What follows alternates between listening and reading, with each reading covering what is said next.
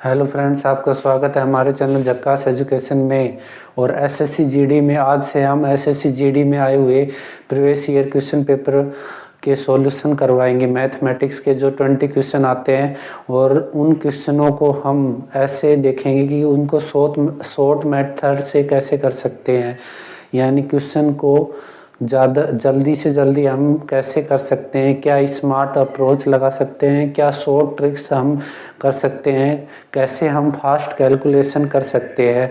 और मैं आपको डेफिनेटली ये विश्वास दिलाता हूँ कि 76 सेट ये आप लगाने के बाद, जो कि one by one day wise हम एवरी डे 1 सेट का सॉल्यूशन कराएंगे। और इन सेट के लगाने के बाद मैं डेफिनेटली कह सकता हूँ आप 20 आउट ऑफ 20 मार्क्स गेन कर सकते हो। ठीक है फ्रेंड्स, तो हमारा आज जो फर्स्ट सेट है उसका सॉल्यूशन हम कराएंगे। ठीक है फ्रेंड्स, और जो ये सेट है ये है 10 जनवरी को आया हुआ। ठीक है, तो ये जो एग्ज़ाम था वो 10 जनवरी 2023 को हुआ था। ठीक है, जो ये वैकेंसी थी वो तो 2022 की थी, लेकिन जो एग्ज़ाम हुआ था इसका वो जनवरी में हुआ था। तो ठीक है, पहला सेट है 10 जनवरी 2023। तो पहला क्वेश्चन करते हैं बिना कोई देरी करते हुए। हमारा पहला क्वेश्चन देखो, पहला क्वेश्चन क्या है। अब मैं जो क्वेश्चन आएंगे वो इस साइड लगा दूंगा और उनका सॉल्यूशन मैं इस साइड करवाऊंगा। ठीक है फ्रेंड्स, तो यहाँ पर एक व्यक्ति गंतव्य तक पहुँचने के लिए 4 अलग अलग रास्तों से साइकिल चलाता है। इस पूरी यात्रा में उसकी औसत गति ज्ञात करनी है। अब हमें 4 अलग अलग रास्ते दे रखे हैं, ए बी सी डी। ठीक है, एवरेज स्पीड ज्ञात करनी है। तो रास्ता ए में उसने 5 किलोमीटर पर हावर्स के स्पीड से, ठीक है, ये स्पीड दे रखी है, स्पीड दे रखी है और ये डिस्टेंस दे रखी है,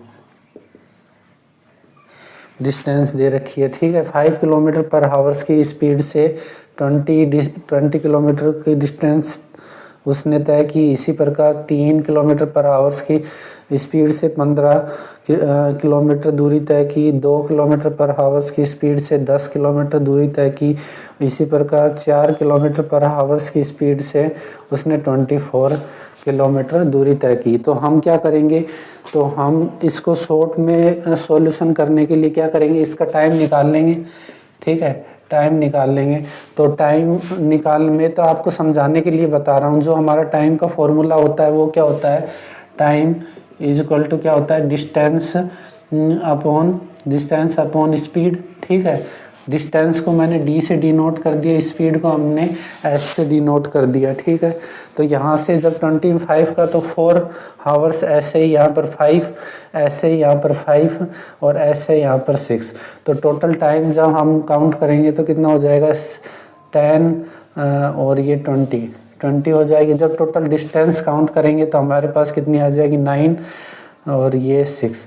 ठीक है, और अब एवरेज स्पीड का फॉर्मूला क्या होता है, एवरेज स्पीड बराबर टोटल डिस्टेंस 69 अपॉन टाइम। ठीक है, अब देखेंगे तो इसको जब हम काटेंगे तो ये कितनी बार, 3 बार कटेगा। अब देखो, हमें आगे करने की ज़रूरत ही नहीं है, क्योंकि अब मैंने बताया था ना आपको, स्मार्ट अप्रोच बताऊंगा मैं आपको क्वेश्चन करने की। तो 3 बार डिवाइड हो रहा है, तो ऑप्शन 3 का हमें एक ही ऑप्शन में दिख रहा है कि 3 एक ही ऑप्शन में है। तो हम आगे पॉइंटों में निकाले क्यों, हम वही टिक करके चले आएंगे। ठीक है, ये पहला क्वेश्चन होगा। अब दूसरा क्वेश्चन आपको बताऊंगा कैसे। ठीक है, पहला क्वेश्चन हो गया। अब दूसरा क्वेश्चन कह रहा है कि यदि 5x माइनस 2y और जब आप देखो यहाँ पर अनुपात लिख रखा है, अनुपात का अर्थ क्या होता है, बटे में होता है, x माइनस 2y और इजुकल टू, ठीक है, इजुकल टू कितना देगा, 9:17। तो 9/17। ठीक है, जो अनुपात होता है वो क्या होता है, बटे में ही डिनोट करता है, यानी तो हमें क्या करना है, 9x अपॉन 13y का मान ज्ञात करना। अब यहाँ से हम x और y का मान ज्ञात कर लेंगे। तो इस 17 को इस तरफ मल्टीप्लाई कर देंगे और 9 को इस तरफ। तो 70 को 70 को इस तरफ मल्टीप्लाई किया तो 17 पंजे 85 एक्स और 17 दूनी 34 वाई, और इस तरफ करेंगे तो 9 एक्स और यहाँ पर कितना हो जाएगा 18 वाई। ठीक है, अब देखेंगे कि ये x यहाँ पर जाएगा तो 85 में से 9 गए तो कितने बचे 74, नहीं 76 एक्स, और ये इस तरफ जाएगा तो प्लस का हो जाएगा, और प्लस का जब प्लस का 34 में जब माइनस का 18 जाएगा तो कितना बचेगा, ठीक है, माइनस का 18 जाएगा तो प्लस का 16 वाई बच जाएगा। ठीक है, अब जब इनको काटेंगे तो कितनी बार कट जाएगा, देखो यहाँ से ये कट जाएगा 2 तिया 6 और 2 8 16 और यहाँ से 8। ठीक है, फिर काटेंगे तो यहाँ से 2 चौक 8 और यहाँ से 19 बार कटेगा। ठीक है, तो यहाँ पर हो जाएगा, अब देख x और y का मान ज्ञात करना है, तो हमें पता है कि x बराबर 4 हो जाएगा और y बराबर कितना हो जाएगा 19 हो जाएगा। अब इसमें वैल्यू पुट कर देंगे तो कितना हो जाएगा 9 इंटू 4 और 13 इंटू वाई का मान कितना है 19। ठीक है, अब देखो ऊपर नीचे कोई कट नहीं रहा है। ठीक है, ऊपर ही हमें मिल रहा है कितना 36, तो 36 वाला ऑप्शन उठा लो, 36 वाला ऑप्शन नंबर फर्स्ट हमारा उत्तर। हमें इसको मल्टीप्लाई करने की ज़रूरत नहीं है। ठीक है, क्यों करें मल्टीप्लाई, क्योंकि ऊपर नीचे कुछ नहीं, ये दोनों प्राइम नंबर है, ये भी प्राइम नंबर और ये भी प्राइम नंबर।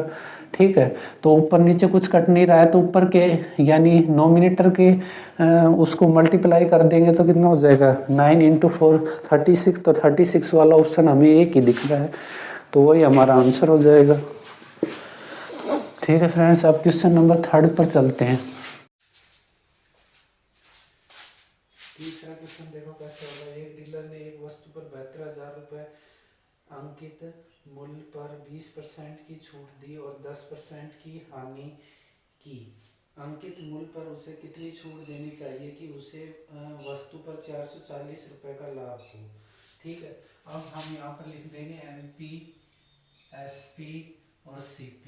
ठीक है, तो यहाँ पर कह रहा है 20% की छूट, जब 20% को फ्रैक्शन में चेंज करेंगे तो 1/5 आएगा, तो 5 पर 1 की छूट दी गई है, यानी 5 से 1 की छूट यानी 4। ठीक है, जब हमें अंकित मूल्य पर छूट दी जाती है तो छूट के बाद हमेशा SP आएगा। ठीक है, सेलिंग प्राइस आएगा, और क्या कह रहा है कि छूट देने पर उस पर 10% की हानि हुई, तो 10% को जो फ्रैक्शन में चेंज करेंगे तो 1/10 हो जाएगा। जब 10 पर 10 पर 1 की छूट यानी 9, तो 10 यानी CP 10 है हमारा, इस पर 1 की छूट है, SP कितना हो जाएगा 9, और इसकी जगह यहाँ पर खाली है तो यहाँ पर कितना आ जाएगा 4, इसकी जगह यहाँ पर खाली है तो यहाँ पर कितना आ जाएगा 9। जब 9 को 5 से मल्टीप्लाई करेंगे तो 9 पंजे 45, इसी प्रकार यहाँ पर 36, यहाँ पर 40।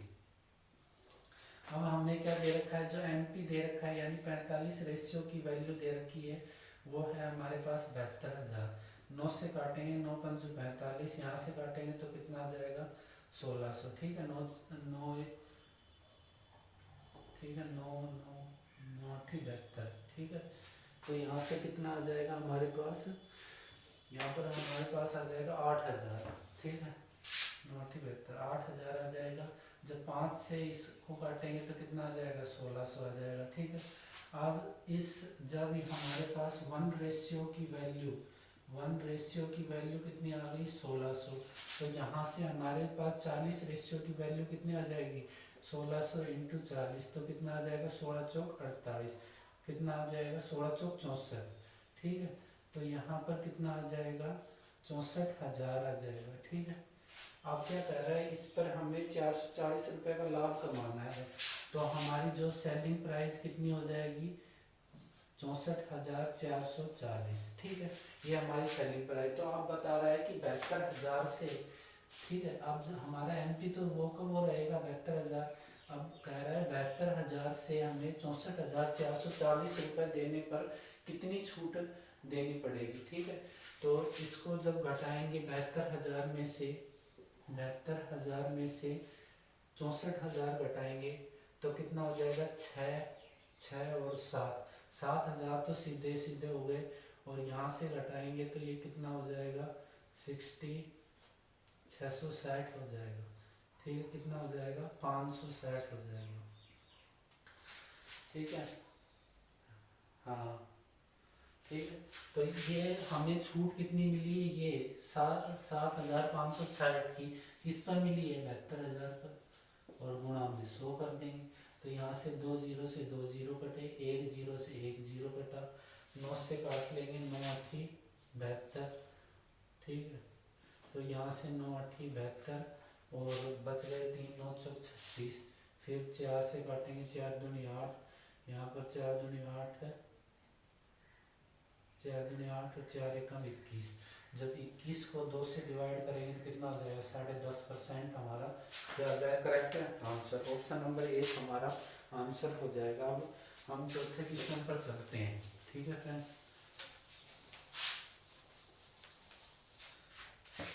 चौथा क्वेश्चन क्या है? एक व्यक्ति 95,000 है, एक व्यक्ति की आय 95,000 है, उसका व्यय कितना है? 75,000 है। तो उसकी आय में 18% और व्यय में 12% की वृद्धि की जाए तो उसकी बचत का प्रतिशत वृद्धि क्या होगी? ठीक है। तो उसकी आय कितनी है? 95,000, ठीक है। इनकम, अब ये मैं आपको समझाने के लिए बता रहा हूँ। इनकम है वो कितनी है? 95,000, ठीक है। और उसका व्यय है, एक्सपेंडिचर कितना है? एक्सपेंडिचर है उसका 75,000। और जो उसकी बचत है उसकी क्या है? व्यय, हाँ व्यय इतना है। तो बचत क्या हो गई? सेविंग। तो उसकी सेविंग हमारे पास कितनी बच गई? यहाँ पर कितना बच जाएगा? 20,000, 20,000 बच गई ना उसकी सेविंग। इसकी सेविंग कितनी होगी? 20,000। आप देखो ये नहीं लेकिन हम इसका रेशियो लेंगे, यहाँ से ये जीरो काट देंगे, ठीक है। यहाँ से 3 जीरो कट जाएंगे, ठीक है। अब इसको 5 से और डिवाइड कर लेंगे तो यहाँ पे कितना आ जाएगा? 19, यहाँ से 15 और यहाँ से 4, ठीक है। अब क्या कह रहा है? उसकी आय में 18% की वृद्धि, आय में प्लस 18% की, ठीक है। प्लस 18 लिखेंगे, ठीक है। 18% की वृद्धि। और कह रहा है उसके व्यय में 12% की वृद्धि, उसके व्यय में 12% की वृद्धि कर दी जाए तो उसके प्रतिशत, उसकी बचत में कितनी वृद्धि होगी? तो उसका बचत हम प्लस x%। अब इसको मल्टीप्लाई कर लेंगे, ठीक है। जब 19 को 18 से मल्टीप्लाई किया तो कितना होगा? 19 को जो 18 से मल्टीप्लाई, 9 8 72 असल का 7, देखो 8 8 7 15, यहाँ से 9, ठीक। 2 और 9 14 असल का 1 2 342, ठीक है। तो यहाँ से आ जाएगा 342, यहाँ से आएगा 12 बंदू 60 असल का 6, 12 एकम 12 6 180, और यहाँ पर कितना आ जाएगा? 4x। अब जब इनको दोनों को मल्टीप्लाई करेंगे, ठीक है, तो सेविंग क्या होती है? इसमें से ये घटाएंगे तो इसमें से 180 घटाएंगे तो कितना आ जाएगा? 2, यहाँ पर 14 में से 8 गए तो 6, और यहाँ से घटाएंगे तो कितना आ जाएगी? 162। अब 162 में 4 का डिवाइड करेंगे तो कितना आ जाएगा? 4 चौक 16 असल भाई, 4 चौक 16, ठीक है। और यहाँ से भाग पूरा नहीं जा रहा है तो 0 आ जाएगा, 4 5 20, ठीक है।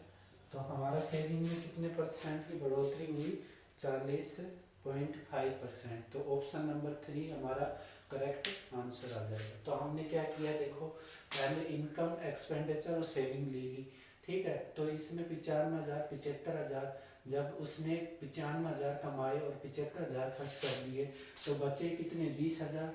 तो 20,000 का हम ये 95 की कैलकुलेशन काफ़ी डिफ़िकल्ट हो जाती है अगर इतने बड़े बड़े नंबर लेते 95,000 और 75। तो हमने क्या किया? इसको सिंप्लीफाई कर लिया, इसको 5 से डिवाइड कर लिया, तो यहाँ पर 19, यहाँ पर 15, यहाँ पर 4 आ गए। आप देखो अब इसमें प्लस है यानी बढ़ोतरी है ना, तो उसके लिए हमने प्लस का साइन कर दिया। तो 19 को 18 से मल्टीप्लाई और 15 को 12% की वृद्धि, और सेविंग में हमें पता नहीं है तो उसको x% मान लिया, ठीक है। तो इसको अब इसको 19 को 18 से मल्टीप्लाई करेंगे तो 342, यहाँ से 180 और यहाँ से 4x।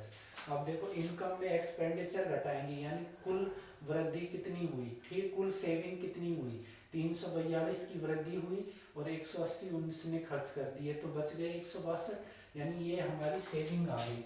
ठीक है, सेविंग आ गई, तो सेविंग आ गई तो 162 सेविंग आ गई और 162 हमारी किसके बराबर है, 4x के बराबर। तो x की वैल्यू यहाँ से फाइंड हो गई तो कितना आ जाएगा 40.5%। ठीक है फ्रेंड्स, अब अगले क्वेश्चन पर चलते हैं। अगला क्वेश्चन है, दिव्या ने एक कार को 3,50,000, ठीक है, सैकड़ों हजार 10,000, ठीक है, 3,50,000 में खरीदा और 4,35,000 में बेचा तो उसका लाभ प्रतिशत ज्ञात कीजिए। ठीक है, अब 3,50,000 में 4,35,000 में 3,50,000 तो 4 लाख बनाने के लिए 50,000 और 35 और तो कितना आ गया टोटल 85,000 उसने ज़्यादा में बेच दी। ठीक है, और किस पर बेची, लाभ, उसकी बचत परसेंट बताना नहीं, उसका लाभ परसेंट बचाना है तो किस पर बेची, यानी 3,50,000 में खरीदी थी, यानी सीपी पे ही तो होगी, 3,50,000 पे खरीदी और 85,000 लाभ कमा के उसको बेच दी। तो 2 0 से 2 0, 2 0 से 2 0, ठीक है, 5 7 35 और यहाँ से कटेंगे तो 17, ठीक है, यहाँ से कटेंगे तो 170 आ जाएगा। जब 170 में 7 से डिवाइड करेंगे तो कितना आ जाएगा, 7 दूनी 14 और यहाँ से कितना बचा 3, 7 चौक 28, 2 बचा, ठीक है, 7 चौक 28, ठीक है, 2 बचा तो कितना हो 20, तो इसको 3 के नियर्स मान लेंगे तो कितना आ जाएगा।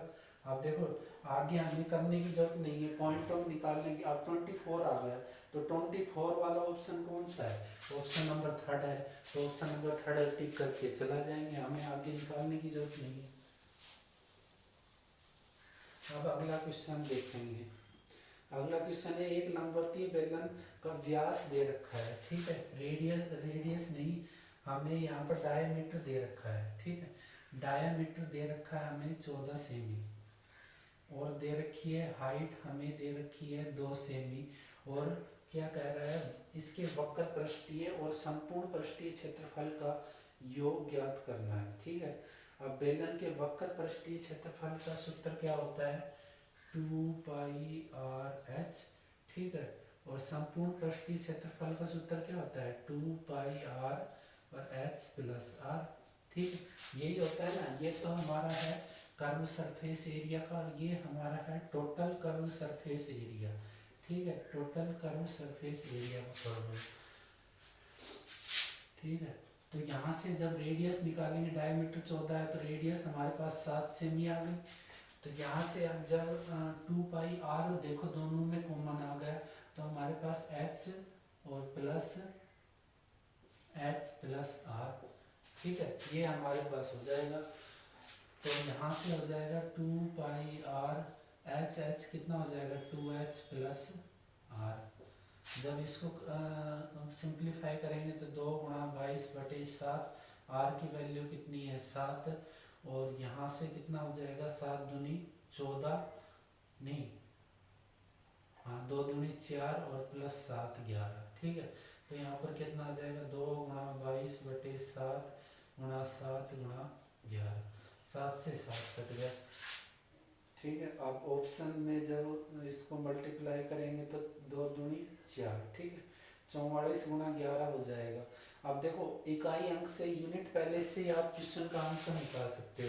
जब इसको मल्टीप्लाई करेंगे 2 × 2 4 और 4 को 1 से करेंगे तो 4 ही आएगा, ठीक है, तो 4 यूनिट पहले से 4 वाला कौन सा ऑप्शन है, हम मल्टीप्लाई क्यों करेंगे, तो 484 यानी ऑप्शन नंबर 1 हमें आंसर आ जाएगा। हमें मल्टीप्लाई करने की जरूरत नहीं है, टाइम खराब करने की जरूरत नहीं है।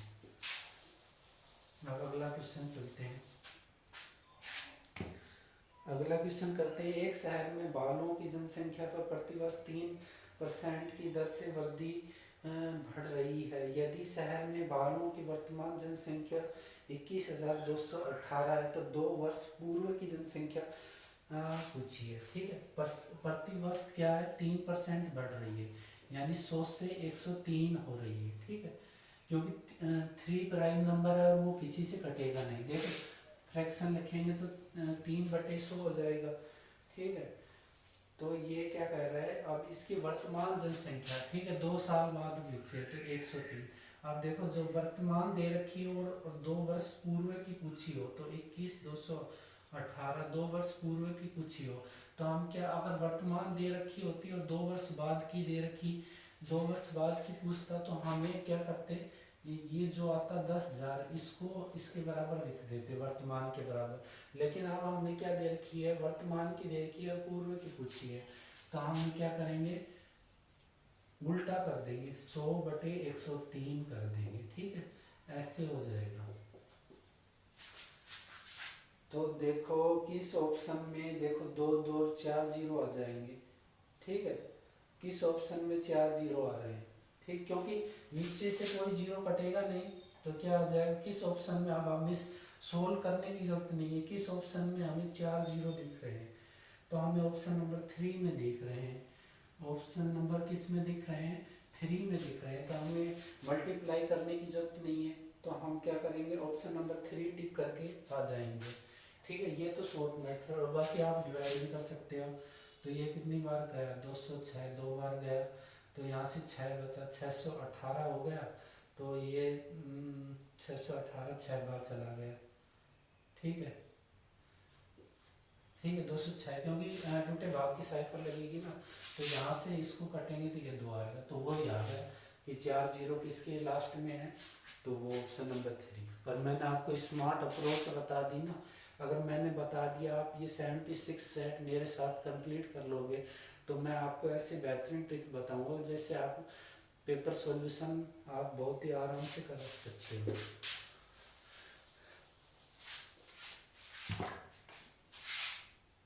आप देखो अगला है, एक्स ने कुल 180 रुपए में 40 पेंसिल खरीदी, ठीक है। 180 रुपए में कितनी पेंसिल खरीदी, 40 पेंसिल खरीदी, ठीक है। और 180 रुपए में 2 दर्जन पेन खरीदे, और 180 में 2 दर्जन का अर्थ क्या होता है, 2 गुणा 12 यानी 24 पेन खरीदे, ठीक है। ये तो पेन हो गया और ये पेंसिल, ठीक है। स्पेलिंग का देख लेना थोड़ा सा, तो यहाँ से क्या हो जाएगा, ठीक है, इतने खरीदे, तो यदि एक पेन व एक पेंसिल के मूल्य के बीच में अंतर हमें बताना है। अब देखो 40 पेंसिल 180 में खरीदी, तो एक पेंसिल का मूल्य हम नहीं निकाल सकते, एक पेंसिल 180/24, 180/40, ठीक है। और इसी प्रकार एक पेन का मूल्य हम नहीं निकाल सकते, एक पेन का मूल्य 180/24, ठीक है। अब ठीक है, अब ऐसा देखो कि इसके हर बराबर हो जाए, हमें सोल्व नहीं करना है, हमें ऐसा देखना है कि इसके हर बराबर हो जाए, ऐसी कौन सा संख्या ले सकते हैं, ठीक है। तो यहाँ से 240,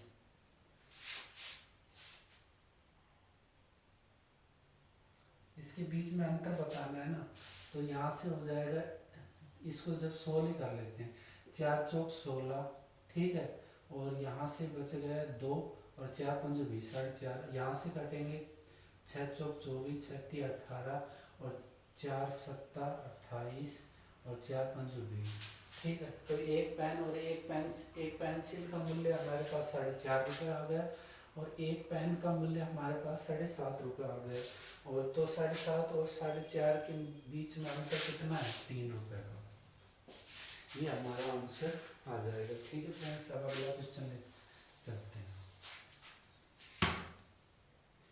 अगला क्वेश्चन है, ए अपने वेतन का 45% भोजन पर खर्च करता है और अपने वेतन का 5% वृद्ध आश्रम में दान कर देता है, वह भोजन तथा वृद्ध आश्रम पर कुल 28,500 रुपये खर्च करता है, तो ए की आय ज्ञात करनी है, ठीक है, अपने ही वेतन का। आप देखो ए अपने ही वेतन का 45% खर्च करता है, ठीक है, और अपने ही वेतन का 5% वृद्ध आश्रम को दे देता है, ठीक है। ये तो उसने कर दिया फूड पर, ये दे दिया ओल्ड हाउस में, ठीक है, होम कर दो, वृद्ध आश्रम, ठीक है, ओल्ड होम पर दे दिया। तो यहाँ से देखो उसने कितना खर्च कर दिया, कुल अपनी वेतन का 50% खर्च कर दिया। तो कुल वेतन का जब 50% दिया तो उसके बाद बचा कितना, ठीक है। अब जो 50% की वैल्यू आप बता रहे हैं, जो 50% उसने खर्च कर दिया उसकी वैल्यू कितनी दे रखी है, 28,500, ठीक है। तो 100% का इसको 2 से मल्टीप्लाई कर देंगे तो कितना आ जाए, 28 दूनी 56 और 1 57,000, हमारा आंसर आ जाएगा, ठीक है। बहुत आसान था ये क्वेश्चन। अब अगला क्वेश्चन पर चलते हैं। ए एक पेंटिंग को 12 दिन में कर सकता है, बी उसी को 8 दिन में कर सकता है, सी उसी को 10 दिन में पेंट कर सकता है। दिनों की संख्या ज्ञात करें जिससे ए द्वारा पेंट की जा सकती है, ठीक है, जिसमें ए द्वारा पेंट की जा सकती है। यदि बी और सी दोनों साथ मिलकर एक दिन छोड़ एक दिन अपना साथ दे तो पहले दिन ए अकेला पेंट करने आरंभ करे। अब देखो ए कितने दिन में कर रहा है, 12 दिन में, ठीक है, 12 दिन में। बी कितने दिन में कर रहा है, 8 दिन में। और सी कितने दिन में कर रहा है, 10 दिन में, ठीक है। अब एक ऐसा एलसीएम लेंगे जो इन तीनों से डिवाइड हो जाए, तो 8 दूनी 16, 12 लेंगे, 12 पंचू 60, 12 छकी 72, 12 छकी 72, 22 84, 12 8 96, ठीक है, 120 लगता है मेरे को, ठीक है, 120 आ जाएगा। तो 120 से करेंगे तो यहाँ से आ जाएगा 10 और यहाँ से आ जाएगा 8 एकम 8 15, ठीक है, और यहाँ से आ जाएगा 12।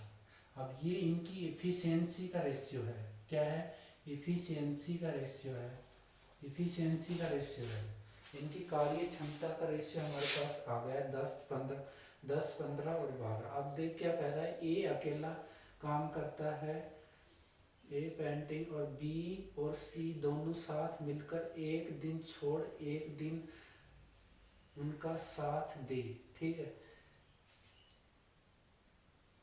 बी और सी दोनों साथ मिलकर एक दिन छोड़ एक दिन काम, ठीक है। अब देखो पहले ए अकेला करेगा, ए ओनली, ठीक है।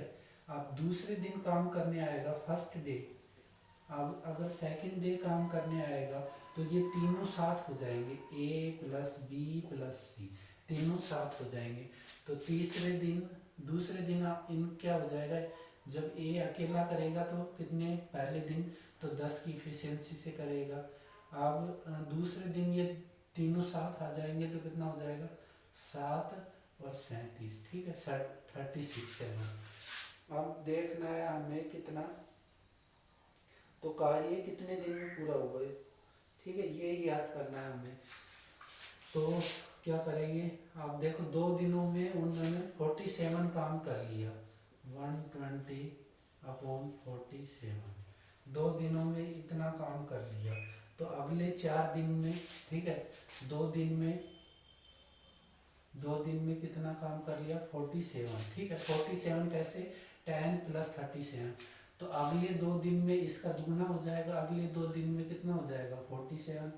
तो टोटल 4 डेज में हमारा काम कितना हो गया, 7 दूनी 14 असल पाई 1 4 4 8 और 1 9, 94 काम हो गया, ठीक है।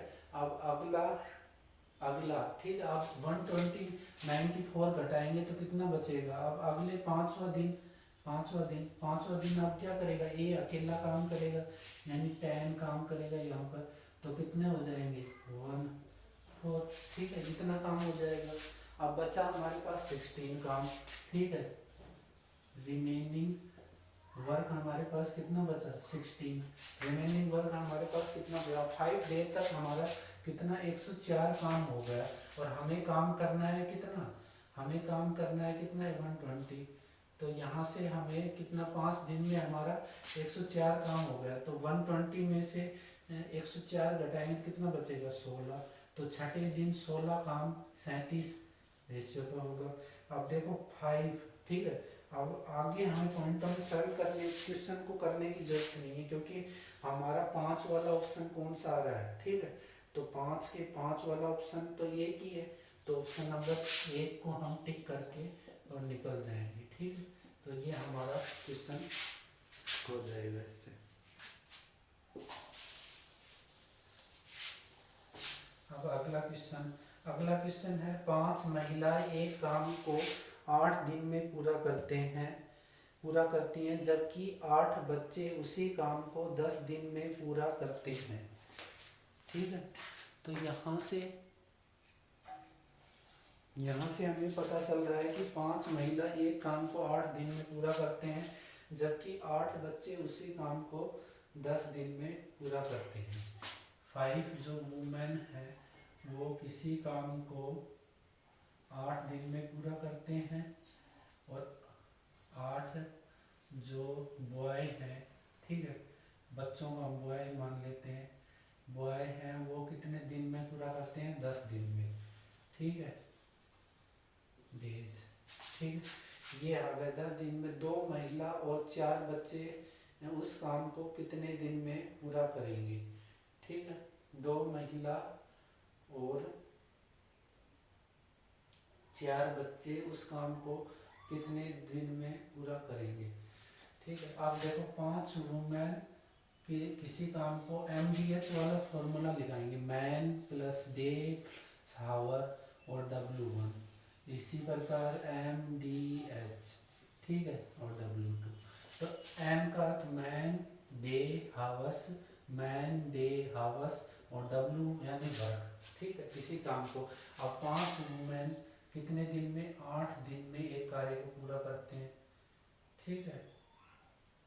तो यहाँ पर क्या कर लेंगे 5 वुमेन इंटू 8, और यहाँ से हो जाएगा 8 बॉय उसी काम को कितने दिन में पूरा करते हैं 10 दिन में पूरा करते हैं। तो यहाँ से मैं वुमेन और बॉय का रेशियो आ जाएगा। तो यहाँ से काटेंगे 5 दूनी 10, यहाँ से 8 से 8 कट गए, तो वुमेन इंटू 2 बॉय। तो वुमेन का जो रेशियो आएगा वो कितना आ जाएगा 2, और बॉय का कितना आ जाएगा 1, ठीक है। आप क्या कह रहे हैं कि 2 महिला, ठीक है, 2 वुमेन प्लस 4 बॉय इस काम को कितने दिन में पूरा करेंगे, इसको हम क्या मान लेंगे x मान लेंगे, ठीक है। अब किसी एक में इसको रख लेंगे, ठीक है, इस W वाले को किसी एक में इसको W और इसको पुट कर लेंगे, W को पुट कर लेंगे। तो ये एक काम कितने 5, W का मान 2, और यहाँ से 8, यहाँ से पुट कर लिया। इसी प्रकार W और यहाँ से W और बॉय, वुमेन और बॉय का जो रेशियो है वो पुट कर लेंगे। तो यहाँ से वुमेन किया तो 2 गुणा 2 कितना होगा यहाँ पर 4, और प्लस 4 और इंटू x बराबर ये कितना होगा।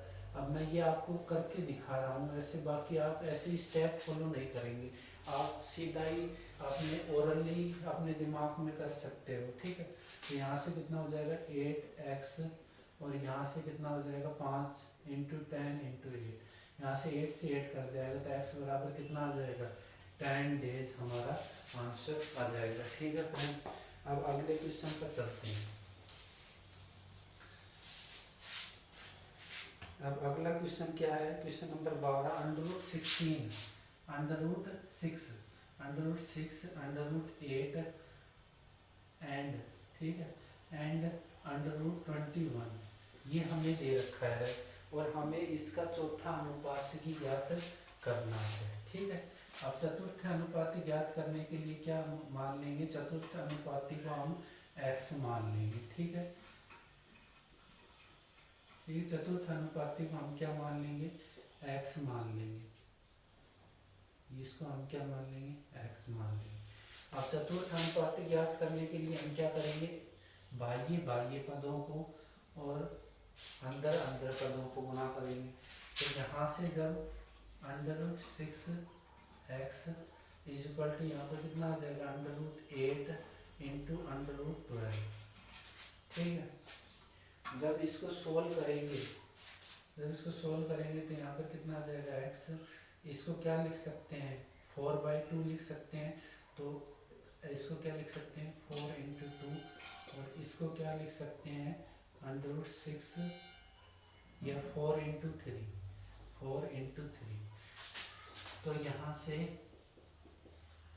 से देखो √4 है, तो ये रूट के बाहर जाएगा तो ये कितना आ जाएगा 2 √2, और यहाँ से 2 √3।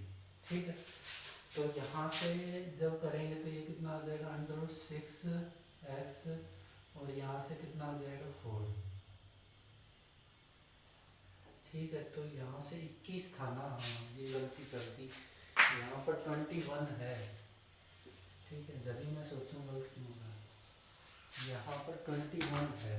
ठीक है, यहाँ पर √21 है और यहाँ पर x है, तो अंदर अंदर और बाह्य पदों का, तो √x बराबर इसको क्या हो जाएगा √8 इंटू √21।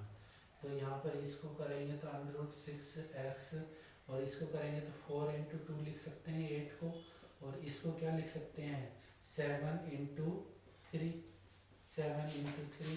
तो जब ये रूट से बाहर आएगा तो ये कितना हो जाएगा 2, और ये कितना हो जाएगा √2, इसी प्रकार √7 और √3। ठीक है, इंटू √3, और बटे में कितना हो जाएगा √6। अब देखो √6 कट रहा है ना, 2 और 3, ये √6 से कट जाएगी, तो हमारा x बराबर कितना आ जाएगा 2√7 हमारा आंसर आ जाएगा। ठीक है फ्रेंड्स, अब अगले क्वेश्चन पर चलते हैं।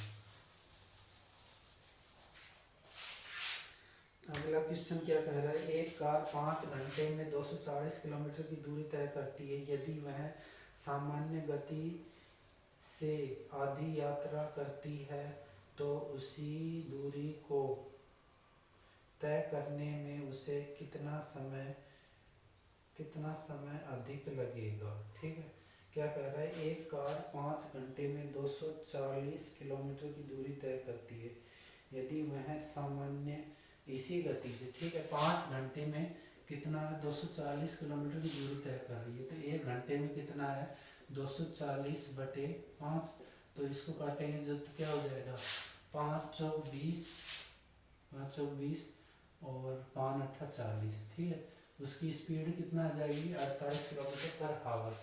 ठीक है, अब क्या कह रहा है, इससे आधी दूरी यानी 240 किलोमीटर की आधी दूरी यानी 120 की दूरी वो 48 किलोमीटर पर की आवर्स से यानी इसी स्पीड से तय करें, तो 12 चौक 48, 12 एकम 12। ठीक है, तो उसको कितने, यदि वह सामान्य गति से आधी गति से यात्रा करती है। ठीक है, सामान्य गति उसकी कितनी हो गई 48, अब इससे आधी गति से यात्रा करती है, तो माने गति से आधी गति से यात्रा,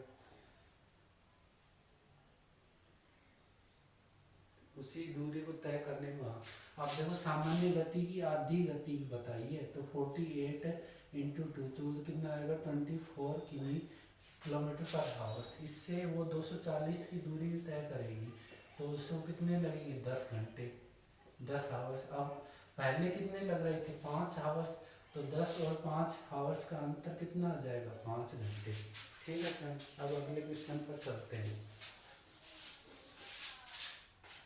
अगला क्वेश्चन है, एक दुकानदार आपको वस्तु पर 40% की छूट देता है और उसके बाद भी 20% का लाभ अर्जित करता है। ठीक है, 40% की छूट देता है, उसके बाद भी 20% का तहत अंकित मूल्य 2400 अंकित मूल्य वाली एक वस्तु को दुकानदार कितना क्रय भुगतान। आप देखो इसके लिए एक फॉर्मूला होता है MP/CP। ठीक है, MP के साथ आप देखो MP के साथ क्या आता है डिस्काउंट आता है, लेकिन डिस्काउंट नहीं आएगा, इसके बराबर में आएगा 100 प्लस माइनस प्रॉफिट या लॉस। ठीक है, प्रॉफिट होगा तो 100 में जोड़ देंगे और लॉस होगा तो 100 में घटा देंगे, और CP के साइड में आएगा 100 माइनस डिस्काउंट परसेंटेज। ठीक है, ये हमारा फॉर्मूला होता है। आप देखो इसमें पुट कर देंगे वैल्यू, तो हमारा एमपी कितना दे रखा है 2400, और यहाँ से 100 प्लस प्रॉफिट एंड लॉस हमारा कितना हो रहा है, 100 में 20 जोड़ेंगे तो 120, और छूट कितनी दे रखी है, 100 में 40 की छूट दे तो 60, और सीपी हमें ज्ञात करना है 0 0 6 2 12, यहाँ से कटा है तो कितना 12, तो सीपी हमारा कितना आ जाएगा 1200, हमारा आंसर आ जाएगा। ठीक है फ्रेंड्स, अब अगले क्वेश्चन पर चलते हैं। अगला क्वेश्चन है, एक व्यक्ति स्कूटर द्वारा 64 किलोमीटर प्रति घंटे की चाल से एक निश्चित दूरी तय करता है और वह साइकिल चलाकर 16 किलोमीटर पर हावर्स की चाल से प्रारंभिक स्थान पर लौटता है, यदि पूरी यात्रा में उसकी औसत चाल की। ठीक है, तो दूरी सेम ही है, और वो अब जब दूरी सेम हो और एवरेज स्पीड ज्ञात करनी हो, जब दो स्पीड दे रखी हो, तो उसका फॉर्मूला होता है 2xy upon x plus Y. या तो फॉर्मूला याद कर लो, या एक मेथड और बताऊंगा मैं आपको, 2 और यहाँ से कितना हो जाएगा 64 इंटू 16। ठीक है, और यहाँ से जब इन दोनों को जोड़ेंगे तो कितना आ जाएगा 70 80। ठीक, तो यहाँ से जब काटेंगे तो ये कितना आ जाएगा, 8 से काटेंगे 0 8 दूनी 16, यहाँ से काटेंगे, अब देखो इसको 10 ही रहने दो क्योंकि बाद में हमें मल्टीप्लाई करने में आसानी रहेगी। तो पूरी यात्रा में उसकी औसत गति ज्ञात करनी है, तो मल्टीप्लाई करो 4 दूनी 8 8 दूनी 16। ठीक है, अब देखो इकाई के अंक से ही पता चल रहा है हमें, 4 को 2 से करेंगे 8 8 दूनी 16, पॉइंट के बाद में 6 किस ऑप्शन में है, पॉइंट के बाद में 6 किस ऑप्शन में है, तो ऑप्शन नंबर हमें पहला ही दिख रहा है, तो ये आंसर होगा। बाकी सोल्व करेंगे तो 256 आएगा, 256 बटे 10 करेंगे तो हमारे पास कितना आ जाएगा 25.6 आंसर आ जाएगा। ठीक, अब इसका एक फॉर्मूला और आएगा, उसमें चाहे कितनी भी स्पीड गति दे रखी हो, 5 दे रखी हो 6 दे रखी, तो क्या करेंगे एक बड़ी वाली स्पीड मान लेंगे, उसको हम एलसीएम मान लेंगे। ठीक है, तो यहाँ पर क्या दे रखा है 64 और 16 दो दे रखी हैं, तो 64 वाली को एलसीएम मान लेंगे, तो इसका दुगना कर देंगे। ठीक है, 2 गुणा 64, क्योंकि आने और जाने में दोनों में 64 लगेगी, और अब देखो 64 को 1 से डिवाइड किया तो 1, और प्लस में 16 चौक 64, तो कितना आ गया 2 गुणा 64 बटे 5। ठीक, तो यहाँ से हमारे पास कितना हो जाएगा 8 और 4 दूनी 8, और यहाँ पर कितना आ जाएगा 8 दूनी 16। अब जब इसको 5 से डिवाइड करेंगे तो कितना आ जाएगा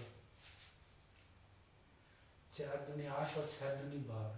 ठीक है, 128 आएगा, और यहाँ से जब करेंगे तो 5 दूनी 10 और 5 5 25 3 5 वो याद है 25.6। ठीक है, तो क्या करेंगे पहली जो बड़ी दूरी होगी उसको एलसीएम मान लेंगे। अब देखो यहाँ पर 2 है, 2 का एवरेज निकालना है, 2 का एवरेज निकालना है तो 2 मल्टीप्लाई ऊपर 2 से मल्टीप्लाई कर देंगे। अगर यही 3 दूरी दे रखी होती तो 3 यहाँ से 3 का मल्टीप्लाई कर देते एलसीएम से।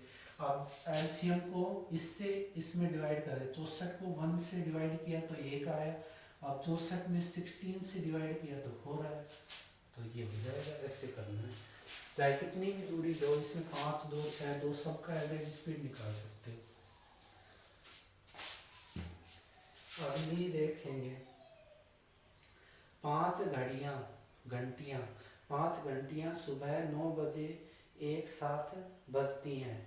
ये 12 second 18 second 24 second 36 second 45 second के अंतराल पर होती है, तो घंटियां पुनः किस समय पर बजेंगी। ठीक है, तो ये एलसीएम का सवाल है। 12 सेकंड पर बजती है, फिर 18 पे बजती है, और फिर बजती है 24 पे, और फिर बजती है 36 पे, और फिर 45 पे। ठीक है, इस प्रकार बजती है। तो ये कह रहा है दोबारा, तो इनका एलसीएम ले लेंगे। अब देखो बड़ी संख्या को पकड़ लेंगे, बड़ी संख्या कितनी है 45, 45 का दुगना करेंगे 90, 90 में 12 का नहीं जाएगा, 18 18 पंजे 90, 18 का चला जाएगा तो 12 एलसीएम नहीं हो सकता। तो 90 से भी दुगना सोचेंगे, 180, 180 में देखेंगे जा सकता है कि नहीं जा सकता, 180 में भी नहीं जाएगा। तो 180 का दुगना 360, 360 में इन सभी का डिवाइड चलेगा तो ये हमारा एलसीएम आ जाएगा। अब ये कितना आ गया, ये एलसीएम हमने सेकंड का लिया है तो 360 हमारे पास क्या आ जाएगी, सेकंड आ जाएगी। 360 हमारे पास क्या आएगी, सेकंड आएगी। जब इसको मिनट में कन्वर्ट करेंगे तो 360/60, क्योंकि 1 मिनट में कितनी सेकंड होती है, 1 मिनट में 60 सेकंड होती है। तो यहाँ पर कितना आ जाएगा, 6 मिनट। ठीक है। अब पहली बार 9 बजे बजी थी तो दूसरी बार साथ एक साथ कितनी बजेगी, 9:06 पर। ठीक है, 9:06 पर सुबह के लिए एम लगा दी। अब अगला क्वेश्चन है 80,000 की राशि 10% वार्षिक चक्रवृद्धि ब्याज कितने समय में इतनी इतनी हो जाएगी। ठीक है, आप क्या दे रखा है, हमें मिश्र धन दे रखा है। मिश्र धन कितना दे रखा है, 1,70,128 रुपये। ये हमारा मिश्र धन किस पर दे रखा है, मूलधन कितना है, 80,000 है।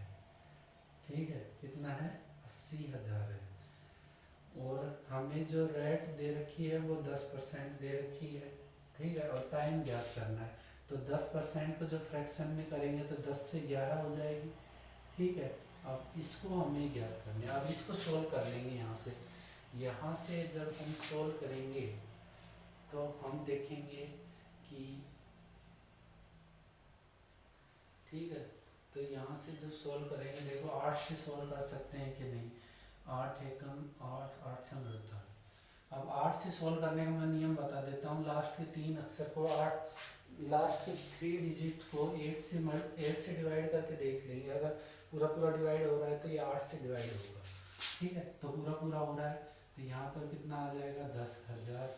और यहाँ से जब 8 से मल्टीप्लाई करेंगे तो 8 एकम 8, तो यहाँ से कितना बच जाएगा, 9, 10, 3 बच जाएगा, 8 चौक 32, 32 कितना बच जाएगा, 5, 8 छंग 48।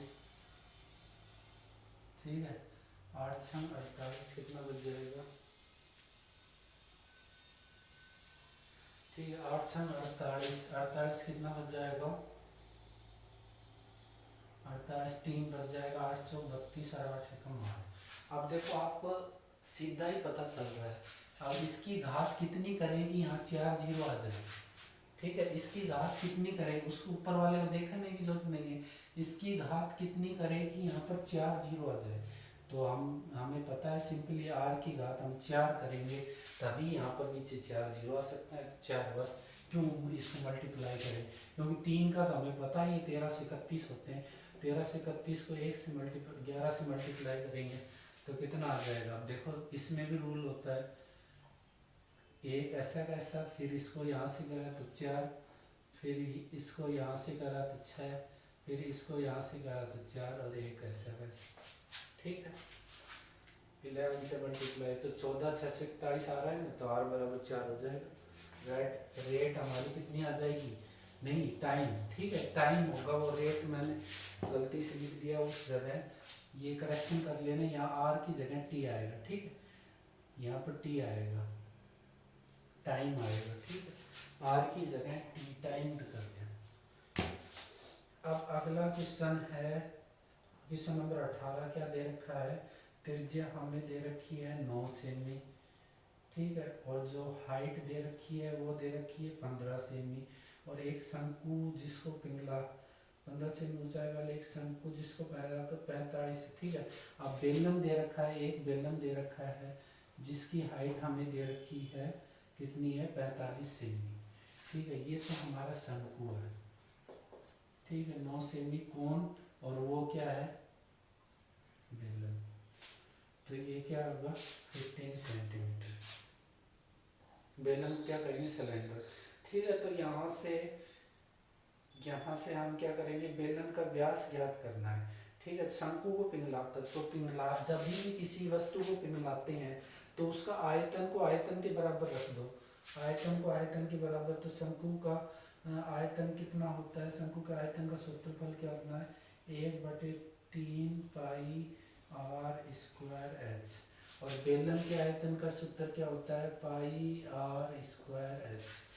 ठीक है, तो बेलन का व्यास ज्ञात करना है। अब देखो पाई से पाई कट गया, जो कटता है वो काट दो। ठीक है, तो यहाँ से 1/3, आर का मान दे रखा है हमें 9 × 9 और एच हमें 15 दे रखा है। इसी प्रकार आर स्क्वायर का मान हमें ज्ञात करना है और एच दे रखा है 45। यहाँ से काटेंगे 9 पंजू 45, 5 तिया 15, 3 से 3 कटेंगे, 9 बराबर आर स्क्वायर। तो आर का मान कितना आ जाएगा 3। ठीक है, अंडर रूट हो जाएगा 9 तो 3। अब हमें यहाँ पर त्रिज्या ना पूछकर व्यास पूछा है। ठीक है, डायमीटर पूछा है तो कितना हो जाएगा 2r कितना हो जाएगा 6। अब हमारा लास्ट क्वेश्चन नहीं, फिर है 19 क्वेश्चन। 19 क्वेश्चन काफ़ी इजी है। क्या दे रखा है, मोहन ने एक टेबल को 2832 रुपये में बेचा। यदि उसे उसका लाभ बेच रहा है, यदि उसका लाभ 16% है या 18, उसका लाभ 18% है तो टेबल का क्रय मूल्य ज्ञात करना है। ठीक है, अब 18% को जब फ्रैक्शन में लिखेंगे तो कितना हो जाएगा, 2 × 18 और यहाँ पर 50। ठीक है, तो 50 से कितने पर बेच रहे हैं, 59 पर बेच रहे हैं।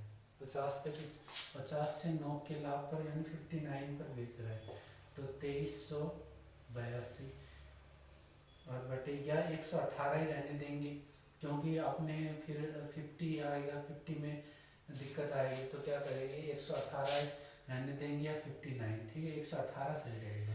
तो 118 दूनी कितना आ जाएगा, 236, 2 बार चला जाएगा पूरा पूरा, और फिर 36 2 बचेगा। ठीक है, 236 2 बचेगा।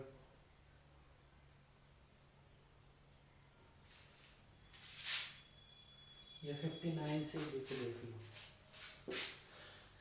ठीक है, ये 18% है, कितना है, 18% ही, 18% है तो 2 × 18। ठीक है, 59 से डिवाइड करके यदि उस वस्तु को 2832 में भेजा तो 59। ठीक है, 2832 है, मैंने गलत कर लिख दिया था ना। हाँ, अब वो देखो 118 से,